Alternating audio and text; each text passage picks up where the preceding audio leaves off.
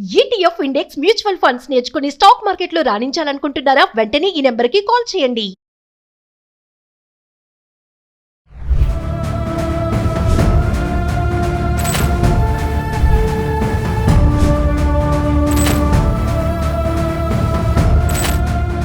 Hi hello నమస్తే, welcome back to Suman TV. ప్రస్తుతం మనతో పాటు ఉన్నారు consumer welfare committee chairman Mandadi Krishna Reddy గారు. నమస్తే సార్. నమస్కారం అండి.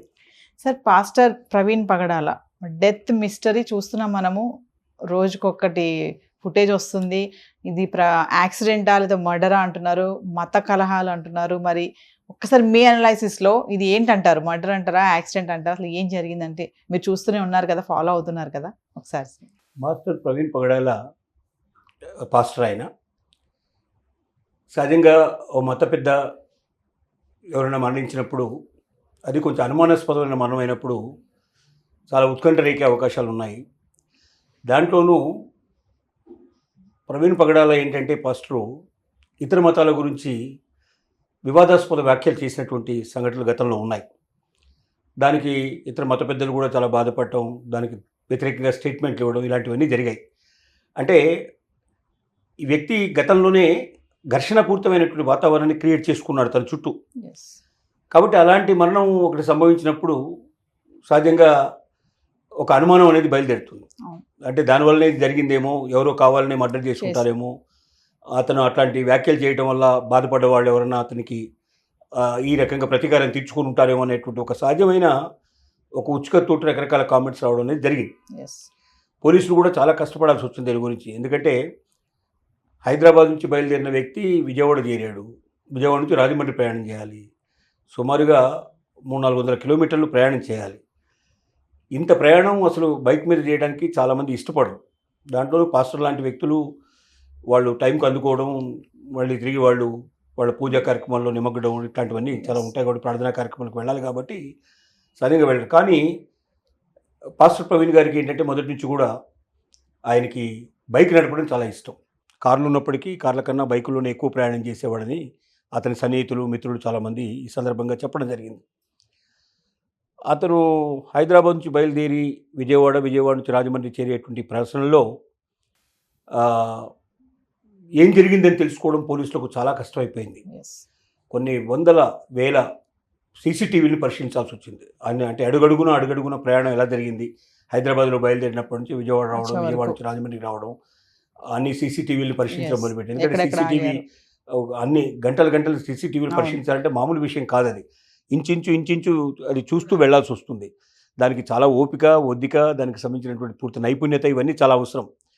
ఇలాంటివన్నీ చూసుకుంటూ అదిగాక ఆ సీసీటీవీ ఒకేసారి విజయవాడ తెప్పించి చూసుకోవడానికి వీలు పడదు.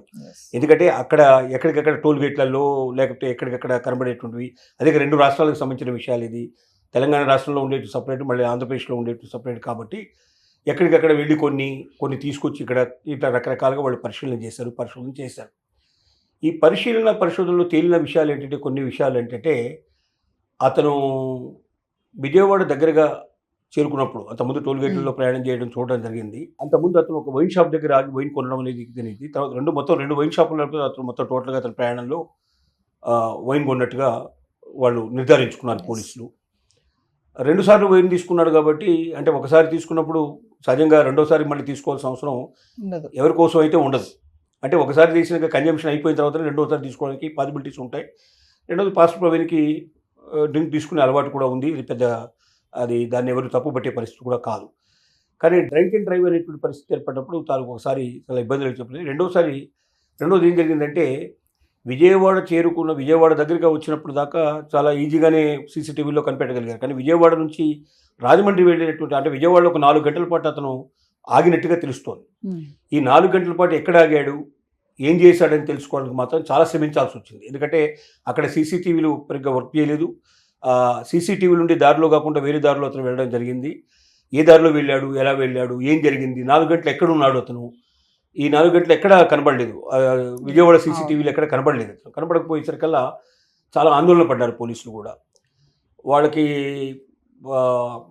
మరణ వాంగ్మూలం వచ్చినప్పటికీ రిపోర్ట్ ఏదైతే డాక్టర్స్ రిపోర్ట్ వచ్చినప్పుడు ఆ మెడికల్ రిపోర్ట్ కూడా వాళ్ళు ఇంతవరకు బయట పెట్టకపోవడానికి కూడా కారణం అది. ఎందుకంటే దానికి తగినటువంటి ఎవిడెన్సెస్ లేకుండా మెడికల్ రిపోర్ట్ను బయటపెట్టినట్టయితే ప్రస్తుతం ఉన్న పరిస్థితుల్లో ఏదైనా మత ఘర్షణలు దారితీసే అవకాశాలు కూడా ఏర్పడతాయనే భయం కూడా వాళ్ళకి ఏర్పడింది. తద్వారా చాలా పరిశీలించిన తర్వాత చివరికి ఒక ట్రాఫిక్ ఇన్స్పెక్టర్ దగ్గర ఆగినట్టుగా తెలిసింది. మొట్టమొదట అక్కడ ట్రాఫిక్ దగ్గర ఆగారు. ఆగినప్పుడు అతను పరిస్థితి ఏంటంటే హెడ్ ల్యాంప్ పగిలిపోయి ఉంది. అతని యొక్క బైక్ యొక్క హెడ్ ల్యాంప్ పగిలిపోయి ఉంది. అది కిందికి వేలాడబడిపోయింది. అది లైట్ రావడం లేదు. ఈ పరిస్థితుల్లో చీకట్లో రాజమండ్రి దాకా ప్రయాణం చేయాలని చెప్పాడు తను. మీరు రాజమండ్రి దాకా ప్రయాణం చేయాలి, మీరు చూస్తే బాగా అలసిపోయినట్టు కనబడుతున్నారు, బట్టలన్నీ కూడా బాగా మురికి అయిపోయి ఉన్నాయి, అంటే ఎక్కడో పడి లేచినట్టుగా కనబడుతుంది అక్కడ, అంటే అది బైక్ పడిపోవడం అంటే జరిగిందన్నట్టుగా అందరికీ అనుమానాలు వచ్చే స్థితి ఏర్పడింది. పక్కన ఒక హోటల్లో టీ తాగాడు. అక్కడే హోటల్ దగ్గరే కూర్చున్నాడు. 4 గంటలు సుమారుగా అక్కడ అతనే కూర్చున్నాడు. ఆ 4 గంటలు అతను విజయవాడలో ప్రయాణం చేసింది లేదు. అది ఆ 4 గంటల లోపల అతను అక్కడే కూర్చున్నాడు, రెస్ట్ తీసుకున్నాడు ఒక రకంగా.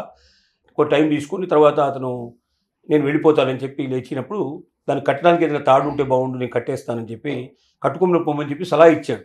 ఎవరు ఈ ఈ ఎవరైతే ట్రాఫిక్ ఇన్స్పెక్టర్ ఉన్నాడో అతనికి సలహా ఇచ్చాడు. అరే ఇవన్నీ ఇన్ఫర్మేషన్ మనకు తెలిసినంతవరకు ఇన్ఫర్మేషన్, మనమైతే ప్రత్యక్షంగా వెళ్ళి చూసిన వాళ్ళం కాదు, మనకు తెలిసిన ఇన్ఫర్మేషన్ మనకు తెలుస్తుంది. ఆ తాడు తీసుకురావడానికి ఒకవైపు కానిస్టేబుల్, ఇంకోవైపు ఇన్స్పెక్టర్, తర్వాత దాంతోపాటుగా ఇంకోవైపున ఆ హోటల్ కుర్రాడు, ఆ టీ ఇచ్చిన కుర్రాడు కూడా ఇద్దరు లోపలికి వెళ్ళి వచ్చే లోపల ఇద్దరు స్టార్ట్ చేసుకుని వెళ్ళిపోయినాడు. దూరంగా బైక్ పోవడం కనబడుతుంది. అంటే ఇంకా ఆగలో వెళ్ళిపోయాడు, ఏం చేస్తానని చెప్పి వాళ్ళు ఆగిపోయారు. పోలీసులు వెళ్ళి కొద్ది ఎంక్వైరీ చేసుకుంటూ వెళ్ళినప్పుడు వాళ్ళిద్దరూ ఈ విషయాలు చెప్పారు. మేము చూసాము, ఇది జరిగింది పరిస్థితి, ఆయన ఆ పేరు కూడా మాకు చెప్పాడు, ఇదంతా కూడా మాకు ఇన్ఫర్మేషన్ మాకు ఉందని చెప్పి వాళ్ళు చెప్పినట్టుగా వాళ్ళు ధృవీకరించారు. ఇప్పుడు దీన్ని బట్టి విజయవాడ లోపల ఏమీ జరగలేదు. విజయవాడ తగ్గిన తర్వాత రాజమండ్రి వెళ్ళేటువంటి పరిస్థితుల్లో అక్కడ మరి అంతకుముందే అతను డ్రింక్ చేసి ఉంటాం, మళ్ళీ రెండోసారి డ్రింక్ తీసుకోవడం అంటే కొనుక్కోవడం తీసుకొని ఉండే అవకాశం ఉంది. ఇంకోవైపున లైట్ లేదు, అప్పటికే బాగా అలసిపోయి ఉన్నాడు, అతను ప్రయాణం చేయగలిగే పరిస్థితులు లేరు అని చెప్పి అక్కడ స్వయంగా ఎవరైతే ట్రాఫిక్ ఇన్స్పెక్టర్ ఉన్నాడో అతను చెప్పాడు. ఆ పిల్లాడు కూడా మీరు వెళ్ళకండి సార్, ఇక్కడే పండి సార్, పక్కనే హోటల్ ఉంది సార్, హోటల్ రూమ్ తీసుకోండి సార్ అని కూడా సలహా ఇచ్చాడు. ఈ సలహాలు ఏమీ పాటించలేదు. అంటే వీటన్నిటి బట్టి ఏంటంటే అతను ఒక రకంగా ప్రయాణించగలిగే పరిస్థితులు ఉండి కూడా అలాంటి పరిస్థితులు కూడా ప్రయాణించాడంట. చెప్పాడంట, నాకు ఖచ్చితంగా చాలా రాజమండ్రిలో ఖచ్చితమైన వర్క్ ఉంది, నాకు నేను వెళ్ళి తీరాలి, నేను వెళ్ళకపోతే చాలా ఇబ్బంది అవుతుంది, నాకు ఎట్టి పరిస్థితులు వెళ్ళి తీరాలని చెప్పాడట. అంటే అక్కడ ఉన్నటువంటి అర్జెన్సీ దృష్టిలో అతను ప్రయాణించలేని పరిస్థితులు కూడా అతను ప్రయాణించినట్టుగా మనకు అర్థమవుతుంది. దీన్ని బట్టి అతని ఆ రోజు ఆ ప్రయాణం టైంలో అతనికి ఉన్న శరీర పరిస్థితులు, మానసిక పరిస్థితులే అతని యాక్సిడెంట్ కారణమై ఉండే అవకాశాలు ఉన్నాయి. యాక్సిడెంట్ అయినప్పుడు అంతకుముందే ఇంకెక్కడైనా పడిపోయి ఉండొచ్చు కూడా. ఆ కొద్ది దూరంలో పడితే ఇంత దెబ్బలు తగులుతాయని అనేటువంటి ఎవరైతే ప్రశ్నించారో ఆ కొద్ది దూరంలో లాస్ట్ రీచ్ అయ్యి ఉండొచ్చు. అక్కడ అంతకుముందు కూడా అతనికి ఏమైనా జరిగి ఉండొచ్చు. ఎందుకంటే ఇక్కడ విజయవాడకు ముందర ఆగినప్పుడు అతని పరిస్థితి చూసినప్పుడు ప్రయాణించలేరు మీరు అని ధృవీకరించి, అంటే బయట వాళ్ళకే ప్రయాణించలేరని అర్థమైందంటే ఇంకా అతని పరిస్థితి ఇంకా ఎట్లా ఉంటుందో మనకు బట్టి అర్థమవుతుంది.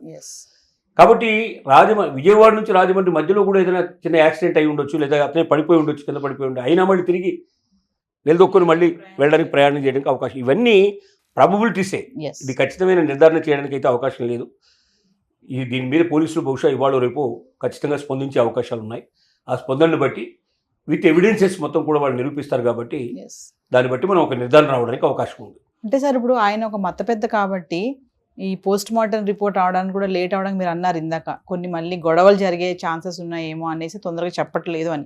మరి కొంతమంది ప్రొటెస్ట్ కూడా చేస్తున్నారు, ఆయన చంపేశారు అని చెప్పేసి. మీరు అన్నట్టుగా కొంతమంది ఏంటంటే ఆ సీన్ ఆఫ్ అఫెన్స్కి వెళ్ళి ఇంత గ్యాప్లోనే పడిపోతే చనిపోతారా, అంత గట్టిగా దెబ్బలు తగులుతాయనే ఒక డౌట్స్ కూడా అక్కడ వ్యక్తికి పరుస్తున్నారు. దీనంతా ఎలా చూడొచ్చు అంటారు? అదే పోస్ట్ మార్టం రిపోర్ట్ వెల్లడించకపోవడానికి ముఖ్యంగా నాకు అనిపిస్తుంది ఏమిటంటే, పోస్ట్ మార్టంలో పెద్దగా ఏమి తేలి ఉండకపోతే ఏమీ లేదని నిర్ధారణకు వచ్చారనుకోండి వాళ్ళు, అంటే మర్డర్ చేసినట్లు ఆనవాళ్ళు ఏమీ లేవు అని నిర్ధారణకు వచ్చినట్టు చెప్తే కూడా కావాలనే ప్రభుత్వం తరపున వీళ్ళు ఉన్నారు కాబట్టి పోలీస్ డిపార్ట్మెంట్ కావాలని ఇట్లా చెప్తోంది. ఎందుకంటే ఇది మతానికి రంగు పూసే పరిస్థితి ఏర్పడితే మత కల్లోలకు దారితీసే అవకాశాలు ఉంటాయేమో అనేది ఒక భయం కూడా కావచ్చు. ఓకే. రెండోది నిర్ధారణకు పూర్తిగా రావడానికి, అంటే కాదు అని చెప్పడానికి కావాల్సిన నిర్ధారణ కూడా కావాలి కదా. దానికి తగినటువంటి సీసీ ఫుటేజు ఇట్లాంటివన్నీ సంపాదించిన తర్వాత, పూర్తి ఆధారాలు దొరికిన తర్వాత, ఆధార సహితంగా మాకు పోస్ట్ మార్టం రిపోర్ట్ అదే చెప్తోంది, ప్లస్ ఆధారాలు కూడా మాకు అవే లభించాయి కాబట్టి ఈ ఆధారాల ప్రకారంగా ఈ మర్డరు కాదు, ఇది సహజంగా అతను ప్రయాణించలేని పరిస్థితుల్లో ప్రయాణించాడు కాబట్టి, లైట్ కూడా లేకుండా రాత్రిపూట ప్రయాణించాడు కాబట్టి, హైవే మీద ప్రయాణించాడు కాబట్టి ఇంకా ఏదైనా గుద్దడానికో లేకపోతే ఏదైనా తగిలితే కూడా కింద పడడానికి అవకాశాలు ఉండడానికో, ఇంకా కనపడినప్పుడు చీకట్లో అసలు చీకట్లో నడవడానికి భయపడతాం. అది ఒక బైక్ నడుపుకుంటూ పోవడం ఇంకా చాలా కష్టంతో కూడుకున్న పని. అలాంటప్పుడు ఏదైనా జరిగి ఉండడానికి అవకాశం ఉంది. ఇంతకుముందే ఒక దగ్గర పడి ఉండొచ్చు, పడి మళ్ళీ లేచి నిభాయించుకొని మళ్ళీ ముందుకు వెళ్ళడానికి ప్రయత్నం చేసి ఉండొచ్చు. ఆ చివరి గమ్యంలో అతను పడినటువంటి దూరాన్ని బట్టి అతనికి దెబ్బలు ఎలా తగిలి మనం నిర్ధారణ చేయడం కష్టం. అంత ముందే పడిపోయి ఉంటే, దెబ్బలు తగిలి ఉంటే, ఆ దెబ్బలతో కూడా అతను అలాగే ప్రయాణం చేసి ఉంటే, ఎందుకంటే గతంలో వీళ్ళు ఇంత చెప్తున్నా కూడా రెస్ట్ తీసుకోండి, రాత్రికి ఇక్కడే ఉండిపోండి అని చెప్తున్నా కూడా లేకుండా ప్రయాణం చేశాడు. అంటే అతను మొండితనంలో ఉన్నాడు, ఖచ్చితంగా రాజమండ్రి వెళ్ళి తీరాలనే కోరికలో ఉన్నాడు. అలాంటప్పుడు ఇంకెక్కడ పడిపోయినా కూడా లేచి మళ్ళీ పట్టుకుని మళ్ళీ అదే రకంగా వెళ్ళి ఉంటే అవకాశం ఉన్నాయేమని అనిపించడానికి గతంలో జరిగిన సంఘటన, అంటే ఇంతకుముందే కొన్ని గంటల ముందు జరిగిన సంఘటనలు బట్టి మనకు అర్థమవుతుంది. వీటిని బట్టి మనం వస్తున్న ఒక ఆలోచన ఏంటంటే అది మర్డర్ అయి ఉండకపోవచ్చు అనేటువంటి భావనే కనబడుతోంది. కానీ ఏదేమైనప్పటికీ పోలీసులు దాన్ని నిర్ధారణ చేయాల్సిందే, అన్ని ఆధారాలతో సహా నిరూపించాల్సిందే. అప్పుడే మనం పూర్తిగా దానికి నమ్మకాన్ని పెట్టడానికి అవకాశం ఉంది. ఏదేమైనప్పటికీ నా ముఖ్యమైన సలహా సూచన ఏంటంటే, మత కళాల సమయంలో ఇలాంటివి ఎవరో ఒకరో ఇద్దరు కొంత వాళ్ళు ఇతర మతాల గురించి దూషించినప్పుడు కూడా ఒకటి అర్థం చేసుకోవాల్సిన విషయం అంటే, ఒక మతాన్ని గురించి పూర్తిగా మాట్లాడాలంటే ఆ మతాన్ని గురించి పూర్తి అవగాహన ఉండాలి. పూర్తిగా మతాన్ని గురించి అవగాహన లేకుండా ఇంకొక మతం మీద ఉండే అభిమానంతో ఒక మతాన్ని మనం తేలిగ్గా దూషించడం కానీ, దాని విరుద్ధంగా మాట్లాడడం కానీ, అసహ్యకరంగా మాట్లాడడం కానీ, అసభ్యకరంగా మాట్లాడడం కానీ సరైనది కాదు. ఇవి మత కలవలకు దారి తీసే అవకాశాలు ఎక్కువ ఉంటాయి. ఎవరి మతాన్ని వాడు గౌరవించుకోవచ్చు, పూజించుకోవచ్చు, గొప్పగా చెప్పుకోవచ్చు. నా దేవుడు ఇంత గొప్పవాడని ఎవరైనా చెప్పుకోవచ్చు, కానీ ఇతర దేవుళ్ళ గురించి చెప్పకూడదు. ఎందుకంటే దేవుడు ఎవరికైనా దేవుడే. అసలు ఉన్నదే దేవుడు ఒకడే. నిజం చెప్పాలంటే మనకు గాంధీ మహాత్ముడు చెప్పినా, గతంలో ఎవరు చెప్పినా ఒకడే దేవుడు ఉన్నాడు. ఒక దేవుడిని ఒక పేరుతోటి మరొకరు ఇంకో పేరుతో ఆరాధించవచ్చు, కానీ దేవుడు అనేవాడు ఒకడే. అది తెలియకనే మనం ఏం చేస్తున్నామంటే నా దేవుడు గొప్ప అంటున్నాం. ఉన్నది దేవుడు ఒకడే. దేవుళ్ళు 10 మంది, 100 మంది, లక్షల మంది లేరు. 3 కోటి దేవతలు అనేది పేరే, కానీ వాస్తవంగా ఉన్నది ఒకటే. ఆ ఒక్కటే కనిపించినటువంటి రూపం అది. ఆ రూపాన్ని మనం అందరూ ఆరాధిస్తున్నాం. అంటే it is a super natural power అంటున్నాం మనం. ఈ సూపర్ నేచురల్ పవర్ని గురించి మాట్లాడేటప్పుడు ఎవరైనా సరే నాది గొప్పది అని చెప్పుకోవడం తప్పు, కానీ ఇతరులు తక్కువది, ఇతరులది పనికిరాంది, ఇతరులు చెడుది అని చెప్పడానికి ప్రయత్నం చేయడం మాత్రం అజ్ఞానం, అవివేకం. అంటే తన దేవుడిని గొప్పవాడిని చేసుకోవాలని ఇతర దేవుళ్ళని తక్కువ చేయడం అనేది కరెక్ట్ కాదు. ఈ అజ్ఞానంలోంచి బయటపడాలి. ముఖ్యంగా మత ప్రవక్తలు ఎవరైతే ఉన్నారో, ఎవరైతే మతాన్ని గురించి బోధించేవాళ్ళు ఉన్నారో, ఈ బోధకులు ఇంకా జాగ్రత్త పడాలి. వాళ్ళు చెప్పే ప్రతి మాటని గుడ్డిగా విశ్వసిస్తారు. వాడి కింద ఉండేవారు భక్తులు విశ్వసిస్తారు. కాబట్టి వాళ్ళు మాట్లాడేటప్పుడు 1కి 10 సార్లు ఆలోచించి మాట్లాడాలి. ఇలాంటి మత కలహాలకు కారకులు ఎవరవుతారంటే మత పెద్దలే అవుతారు, మత బోధకులే కారకులు అవుతారు. కాబట్టి వారు మరింత జాగ్రత్త వహించి చేయాలి. లేకపోయినట్టయితే కొన్ని వందల వేల మందిలో విద్వేషాన్ని నింపిన వాళ్ళు అవుతారు. చివరికి ప్రాణాలు పోవడానికి పూర్వ కారకులు అవుతారు. మత ఘర్షణలు చెలరేయడానికి పాసిబిలిటీస్ ఏర్పడతాయి. ఒక చోట ఏర్పడితే ఇవాళ ఎట్లా అంటే సోషల్ మీడియా ఎట్లా తయారైందంటే ఎక్కడో చిన్న కుగ్రామంలో జరిగిన సంఘటన కూడా క్షణాల్లో ప్రపంచం అంతా తెలిసిపోయే పరిస్థితి ఏర్పడుతుంది. దానివల్ల ఇతర చోట్ల ఇతర ఏరియాల్లో కూడా మళ్ళీ మత ఘర్షణలు ప్రారంభమయ్యే అవకాశాలు ఉంటాయి. కాబట్టి మనం చేసే చిన్న తప్పుకి ఎంతోమంది బలయ్యే అవకాశాలు, అమాయకులు బలయ్యే అవకాశాలు ఏర్పడతాయి. కాబట్టి చాలా జాగ్రత్త పడాల్సిందని నేను విజ్ఞప్తి చేస్తున్నాను. Thank you sir.